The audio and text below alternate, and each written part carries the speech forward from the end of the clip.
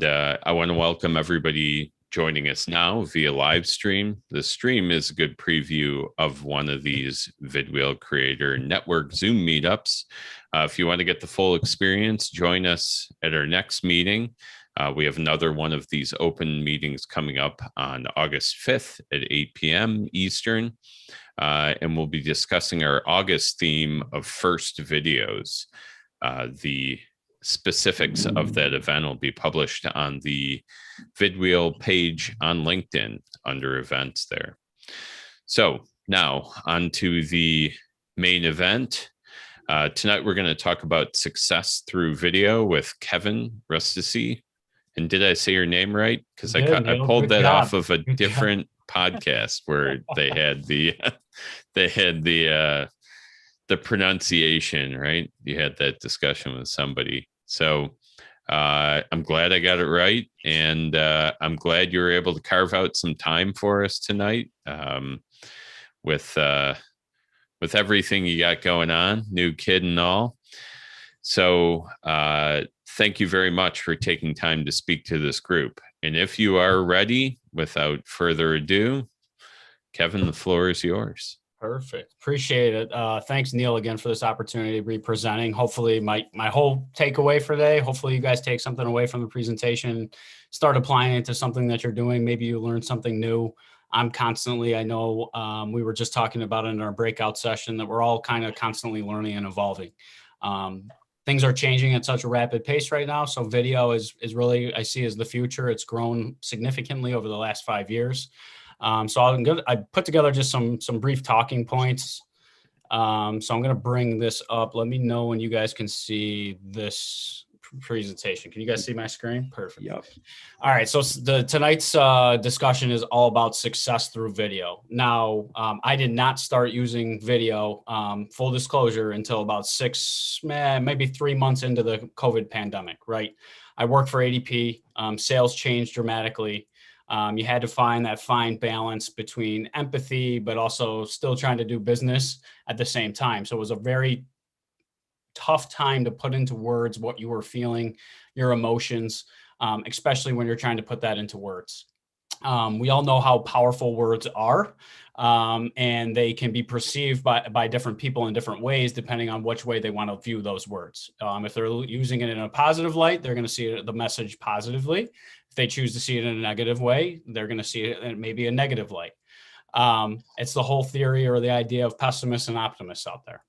But the power of video, so here's just a few talking points for me to go off of, is really building a brand for yourself. We've moved to such a social capital sales environment right now because of the pandemic. This monumental shift that we've seen has really allowed us to identify and build our own unique brands within the companies or organizations that we currently work for, or maybe it's our own business. It's the new handshake, right? The new business card. Business cards, the last time I got handed a business card, I don't know about you guys, but typically it goes in my pocket, never to see the light of day again. Handshakes, businesses, the people are never going to forget how you make them feel, right? So my partner in crime is Tyler White. That guy has so much power in his energy that he brings to the table time and time again, that every time that Tyler does a video, people will never forget how he made them feel, right? And that is such a powerful thing when you're trying to build relationships and you're trying to build that unique brand. I think it's going to be literacy required for future jobs. Sales, again, is changing at a rapid pace. Marketing is changing at such a rapid pace. We know the cookie changes. That's really going to revolutionize marketing, right? When cookies go away and they stop learning how people are doing business or how they're making decisions, then they're going back to the old ways of doing marketing. And I can tell you, because Tyler and I sat down with 2 marketers, they said that is really where we got to go back to the old way of doing things. Mass marketing to a targeted audience. So everybody on here probably has seen my engagements on LinkedIn. I use LinkedIn. It's a business community network. I don't have Facebook. I don't have Instagram. I probably should at this point, but I still do not have those. But you can target your specific audience that you're looking to speak with. And last but not least, and probably the most important part, is trust, right? You can't come over the phone over that. If they can see my expressions, they can see us smiling, they can see us laughing, they're immediately going to kind of build that first handshake and that level of trust to want to engage with you further. Things to think about. So I was trying to come up with some ideas, and it's really hard because I tend to just do things, right? I follow data, I follow trends sometimes, but also I think, and Sean beautifully put, sometimes it's awesome to go against the grain. So ADP had pushed this down our throat during the pandemic: video, video, video. And I sat back really and kind of took a deep breath and looked and watched of what my counterparts, people that are in the same sales role as we sell the same product, how they were going to approach the market with that messaging. Most people want to talk about the product, right? They want a product dump on people. That is not important in today's society. I have a problem. I need to know that you're the expert and you can solve that problem. Therefore, I want to come and talk to you organically. And it also enables you to build those relationships. So I have some data that we'll get to on some future slides. But just finding who you are. What is the message that you want to be delivering? What do you want to be what do you want to be known for? What do you want to be remembered for? Is really one of the first steps, I think, in a successful video journey. We talked about standard email and cold calling. I think it's dying. I've been in business development. I've been in new business for a very, very long time, for the 9 years. I can tell you during the pandemic, over those 15 months, it shifted dramatically. We can drive emotions, like I touched on earlier, through our videos. We can make people laugh. We can make people think. We can make people maybe question some of the ways that they've always been doing the ways that they've been doing things or business. Getting them to think, and then knowing that you're the person that may potentially provide the solution as you get them to think, is really the purpose of video, in my opinion. So follow the data, right? I am a data guy. Anybody that follows me on LinkedIn, I love data because I trust science. I have a biology background, right? Science is cool. It's like magic, but it's real. I saw that on a t-shirt. I want to get it printed because I think it's so important that we follow data, right? It's the same thing Facebook is doing to you. When you're talking with friends and you're talking about, I have a baby, so maybe you're talking about a stroller, right? My wife and I joke because 2 minutes later, those ads from Facebook are right on my feed, right? So if we don't think that that data is being used against us, let's use it against the same market and be smart about it. So 63% of people watch videos on their mobile phone. So kind of keep your videos mobile friendly. I wouldn't really try to keep too much behind you, too much distractions. You want people to focus on what you're saying. 8 in 10 people remember a video for the next 30 days. How many people remember one email that they were sent even 10 days ago? Probably none of us in this room. 33% of people will stop watching the video after 30 seconds. So you better come in with a good hook. You better come in with a nice punch to get people to think and then want to tune in for more. And then it drops off by 60% at 2 minutes. So you got 2 minutes to make an impression on someone. Marketers say this has the highest return on investment. So that's coming right from PR firms and media sources. And then improved subscriber engagement, 40% increase, open rates by 19%, and then basically follow-up by 65%. So those are different numbers than we've seen before. If we go to now tips of success, Neil, keep me honest. How am I doing on time? Mute myself. I should unmute myself before I say you're good to go. All right, perfect. So I'm going to slow down a little bit and focus on some tips, right? Some friendly advice of what I've learned. It's all trial by error, right? When you're trying to talk to your target audience and really think about who your target audience is. Do they deal with the similar decision makers? Are they having similar conversations? Are you backing some of their ideas? Are you challenging some of their ideas? Really think what type of video that you want to make, right? So personalization. Now, people joke or make fun of me sometimes because of the videos that I create on LinkedIn, right? I do the same type of videos for email marketing. So to set up meetings. But what I always do is I have a piece of paper or I have a whiteboard in front of me and I write that person's name down on it. When I see that in an email, right, and I see my name on something, it's like they took the time to take a video of themselves to send it to me. That is, you're taking that extra step, but you're also showing that you're personalizing that message specifically to them, their business, what they like, what they value, what they don't like. And a lot of people are now turning to this in their LinkedIn messaging as well. Save yourself the keystrokes, take a quick video, let people get to know who you are, whether they want to know who you are or not. Maybe after that video, they do want to know who you are. One of the most important things that I can say, and when I was touching on it earlier, is finding who you are. Tyler White and I joke about this all the time. He helped me find out who I was, and I helped him find out who he was. But be your true, authentic self, right? Come with a purpose. When you come authentically, you trust in what you're saying, you believe in what you're saying, and people can feel that energy, and they're going to pick up on that energy way more than an email. They're going to see it. They're going to watch your expressions. They're really going to pick up, and you're kind of tapping into some of those additional senses that humans have. Practice makes perfect. We've all heard that saying time and time again. And I think it's important, right? But if you catch yourself and you're creating a video and you're taking 13, 15 minutes to create one video, it's been way too long. There's something to be said that if you know your subject material good enough or well enough, and you are an expert in that field, I always seek to be an expert as quickly as possible in whatever field that I'm in. I don't care if you're an expert at changing toilet paper. There's someone in the world that wants to know the best way to change a toilet paper roll. So that's the same idea that I applied to videos. Is I want to come across as a known expert at X. What's in it for them? It's not what product I have. It's what problems can I solve? Are you facing these challenges? If so, I have the solutions, and I would love to have a conversation with you.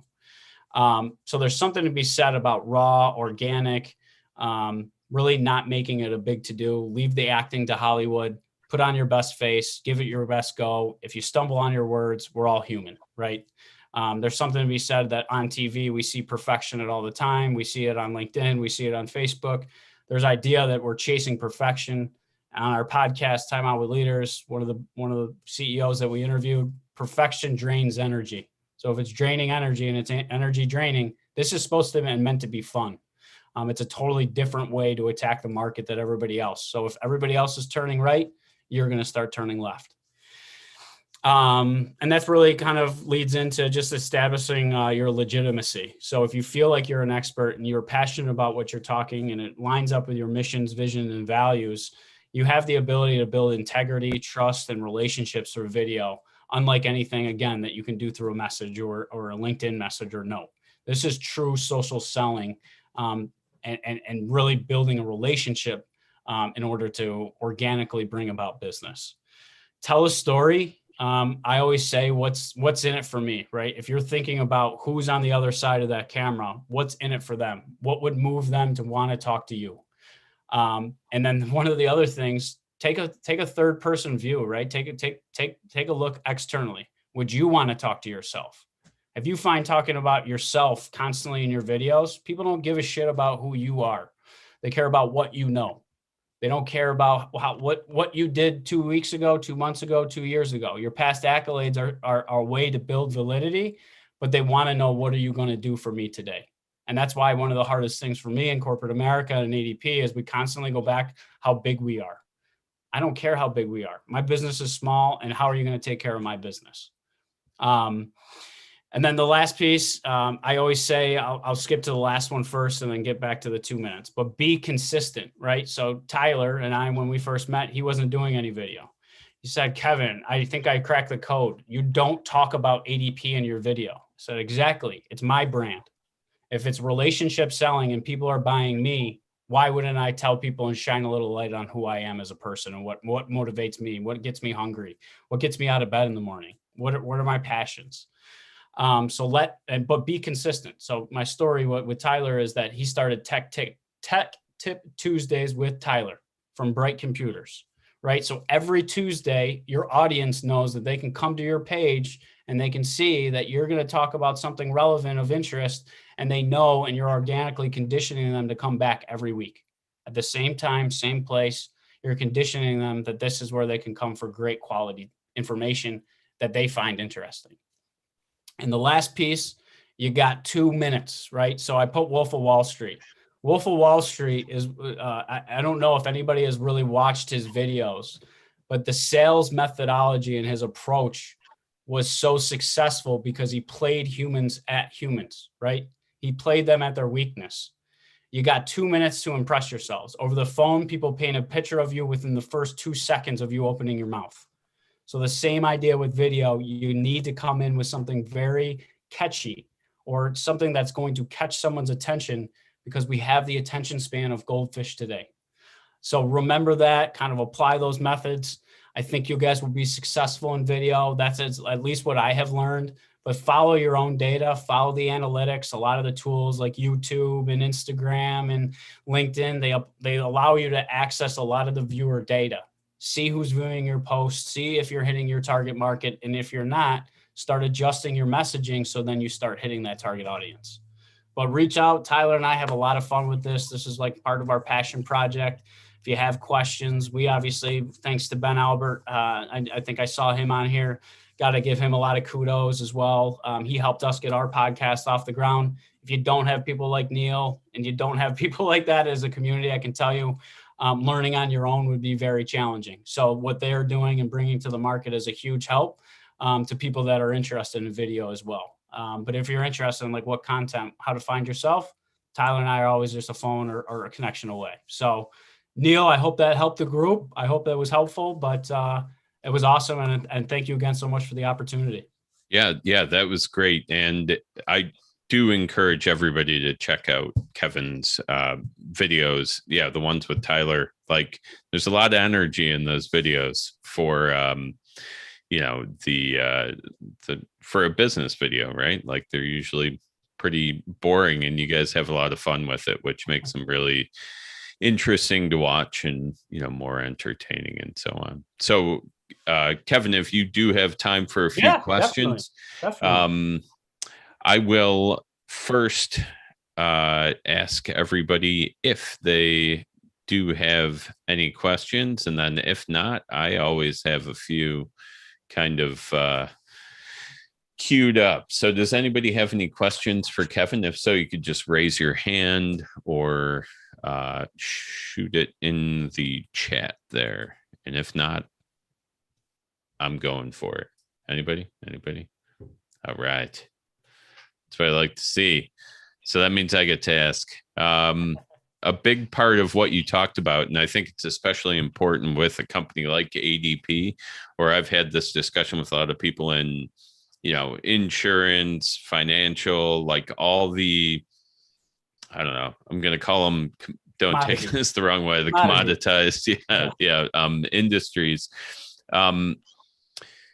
Building your personal brand, you didn't get any pushback on, I'm Kevyn and this is what I'm about, versus like the corporate, the big corporation being like, no, you gotta, brand yourself as us, right? Right. So I think initially in some corporations, they are gonna stifle that, right? I think that thankfully the company that I work for embraces it, right? I'm not out there saying anything poor, so I wouldn't suggest that you start talking about politics in these types of videos. I don't think that's what we're here to do when we're trying to build bridges, right? We're trying to build relationships. So no, but I agree with you wholeheartedly. I think it's a commodity, right? If it's a commodity and the product really doesn't matter, and it's becoming more of a commodity every day in my industry, in the HCM technology space, it comes down to service and it comes down to relationships, right? I came from a highly commoditized industry and I sold copiers for 7 years. I used to joke and say that these copiers were made on the same streets, just a different label slapped on the side. It doesn't really matter how many pages per minute that it is. It matters when that thing breaks, who's going to be there to fix it, right? So when we apply that same work backwards, like if I always use this saying, and my wife is probably laughing downstairs because I always bring in biology or what I learned in biology, the scientific method. If you work backwards and your goal is to get a meeting out of something, thanks to my friend, Dr. Nick, my attention to details start to change, right? If my intention is to get a meeting and to make an impact on that person's day or change their opinion or challenge their thought, then my attention to the word selection that I use in my videos changes quite dramatically. So, but I always just said, we just went through the pandemic. We all saw what happened. We are disposable at any time. But something that they can't take away from you is your own personal brand. That's something that you can pick up, take it wherever you go, because you're really just sharing your own personal insights, wisdom. And the challenge, I think, Neil, is really pulling it out, right? We all have that intellectual capital from the years of different jobs that we've had. Maybe even back to the waitressing or service. I was a bartender, I was a waiter, I shined people's shoes, but I apply that. And that is like intellectual capital that not everybody has. Yeah. And personal branding too, you touched on, I think maybe the most important part of it is you take it with you if if you go somewhere else, right? Or if you move on to a different position within the same company, it's still you. So you still have that. And if you're selling and making numbers, man, they won't ask a lot of questions either. That's a great point, right? Sales, if you're getting it done, that's it. So yeah.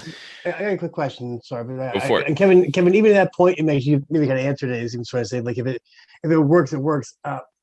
Has anybody inside ADP sort of recognized because you mentioned in the beginning, ADP was pushing video, right? And we've heard that in a lot of large corporations. Suddenly, director of marketing says, video's it, and they give you some scripts, some relatively corporate slide deck to use with a script, and they say wear a tie. And I'm curious, inside the organization itself, has anybody picked up on like the mojo or the growth you've been having, and have they asked you about this? Shockingly, no. So you would be surprised. I think that's good and bad, right? I think you're dealing with a lot of egos, right? It's I think when you're in sales, or you're dealing with a lot of egos, right? It's my way. Like, this is why I'm successful. I don't need to reinvent myself. I don't need to change. I don't need to adapt. But I will tell you, I don't know how much longer a direct sales force would be required. I always use this story is a direct sales force. Like, if I go into a sneaker store and I know exactly what pair of shoes that I want to buy, and there's a lady standing there and telling me with balloons, welcoming me, worshiping the ground that I walk on, what do they usually say when they say, "Hey, Kevin, is there anything I can do to help you today?" Nope, I'm just looking, right? We have that tendency that we don't want to ask for help. So don't make people ask for help. Make people just remember you and think about you in certain situations. It's a total mind shift change, but you're meeting the market, right? As we get more conditioned with buying things online and dealing with sales professionals less and less, you're really theoretically going to replace the need for a salesperson. So let me ask one more question. This is the question about expertise, because you made a good point to say, like, you want to be the expert as soon as possible. Yeah. On the other end, there's also an argument to be made that expertise takes time and skill and development and scientific methods to kind of build up, right? You can't be, with a biology example, you can take a biology 101 class, but until you take like organic chemistry 4 or 3, you don't know how painful that is. So with the video stuff, can you talk a little bit about how, when you began, you're trying to figure things out, but you've increased your expertise through practice, time, and using that data? Yeah. Oh, precisely. So a couple fun facts, right? So I always talk about data and science for one major reason. 22% of businesses and people leverage data and science to make decisions, right? So if that market is that big and I leverage that as my tool, then theoretically I just gained a competitive edge on a large majority of people, right? So I trust data, but you also have to trust your gut. But I do leverage the data piece because it's a constant evolution, I think, to answer your question. It really is. Like, you're constantly evolving. The market's changing. There's things that you can do. I think Sean talked about it in our breakout sessions. There's ways that you can be tapped into your target market with real time, right? Like, if you're having conversations with people that are in your target market, marketing, we all know, lags to like 3 to 6 months behind trends, right? Mm-hmm. They're always catching up. But if I create my own peer review group with people that are in a like space, I'm getting it right from the horse's mouth instantaneously of what's on the top of their mind today. It's a big difference. I'm not waiting that 3-6 months to follow somebody else's trend, because by that time, 10 other people are doing the same thing. And back to kind of Neil's question and your question simultaneously, ADP, what their willingness was. So I sat back and watched what ADP was doing. Everybody went to the products, right? They got dressed up. They look awesome. They look beautiful. Like, the women, the men, they all look great. But it's not about looks. It's about the content, right? People will keep scrolling if they know you're just on there to talk about ADP, or you're there to talk about wherever you work. They're just going to keep moving on with their day.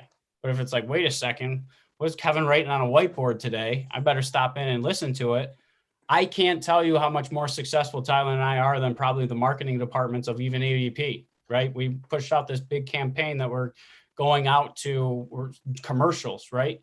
Commercials, like, when's the last time you sat in front of your couch and made a decision off of a commercial that you watched during a big sports game? Never. It doesn't happen anymore. So that's really, it's going to take more of a grassroots effort for a lot of these sales companies, in my opinion. I think the future is the podcasting. I think the future is video. I think it's really getting out in their communities, developing these relationships. but staying true to yourself, like we talked about earlier. Build that brand, stay true to yourself, be authentic, and people are organically going to want to be around your energy or you. Yeah, that's great. It's funny. So, like, in crowded markets, right? Small variations create this sort of next trend going to the future, right? So it's a lot of times the example I use is the same thing as saying that I read somewhere that there isn't one Facebook. There's like anywhere from 14 to 15,000 Facebooks at any given time, creating small variations of data, and the algorithm is going to move towards different processes. So that's sort of pulse sense respond in your environment is, I believe, everything. That's awesome. Thank you so much. Yeah, thank you for the questions. Appreciate it. So, Kevin, I'm going to knock down your screen Perfect. share for the live stream purposes. Does anybody else have any questions? If not, I got more. So, I'm looking. No hands raised. Here we go. I'll ask a question. Why not? All right, here we go. So I'm curious, Kevin. So when you're sending a video in email, what do you say? Are you sending videos to everyone you talk to? Do you have like stock videos, that like pre-recorded videos that you send all the time? Is everything personalized?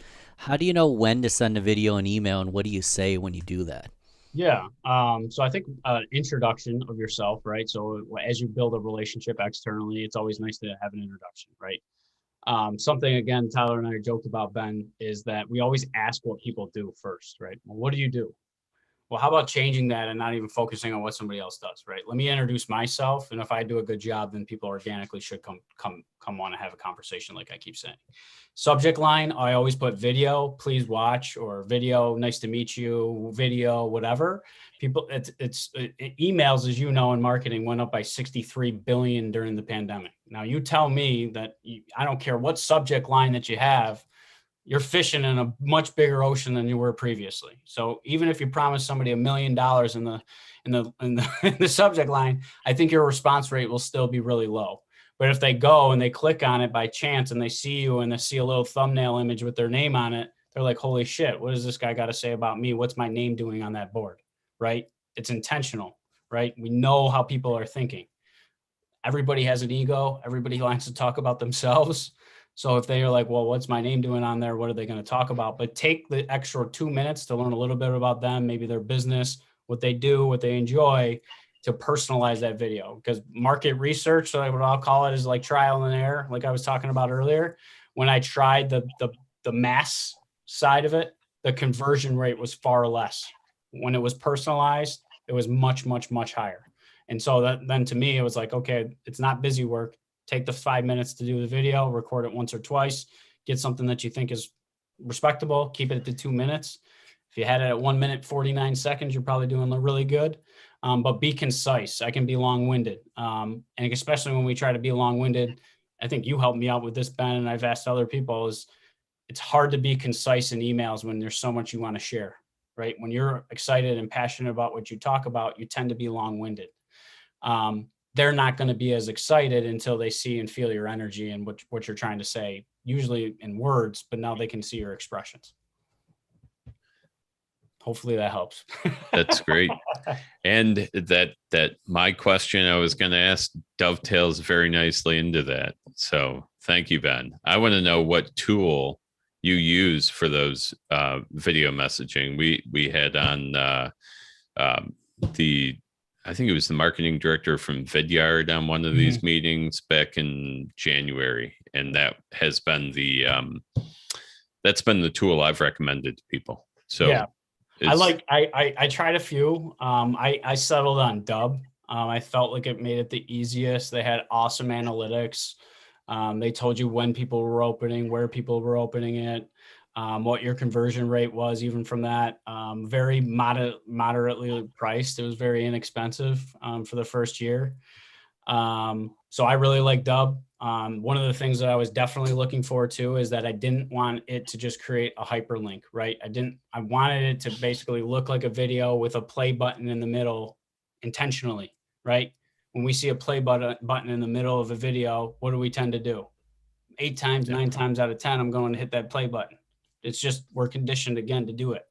So that's why I really like Dubb, because they had an export directly for Outlook, and then literally put it in a beautiful looking email. I would type a little personalized message at the top, and then really like, hey, reach out to me if you would like to have a conversation, and leave it at that.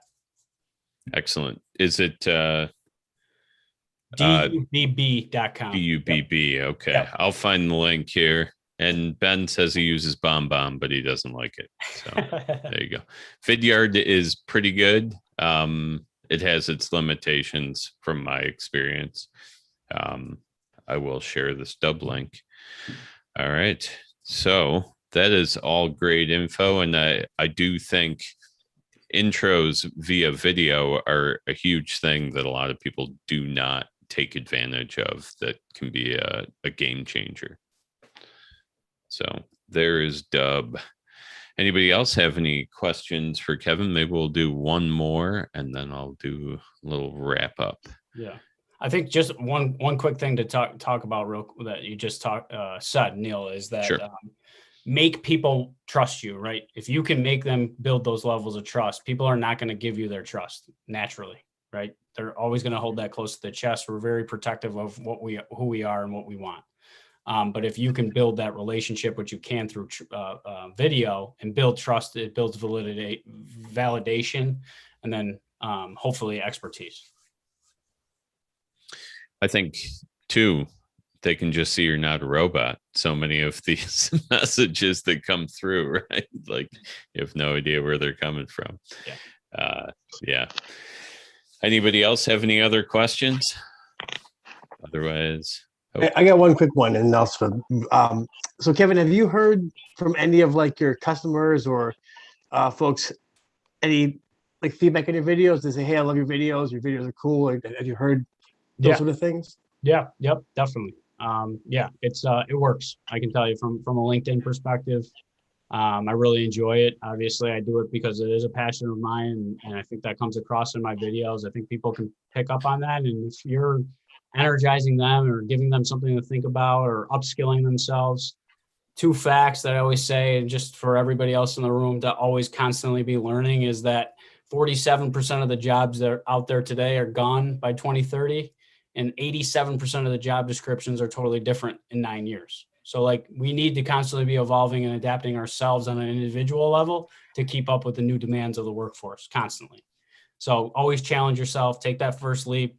It was really uncomfortable to me. Give another shout out to Ben. Ben Albert asked me to be on his podcast. That was Kevin's coming out party. I had been doing video, but then I actually had the opportunity to kind of say what was on my mind, what I thought, instead of what I thought people wanted to hear. And that was the definitive moment of when my videos totally changed, because I was like, wait a second, I have a voice. I can build my brand. And it's really just what is in my head. What do I read? What do I study? What do I do? But that's what goes back to that expertise. I always chase expertise. You can become an expert as quick as you want to become an expert. I think there's something to be said for on the job experience, but if you take the time to find studies, to find data, to find all that stuff, you can reach expertise very, very quickly. Awesome.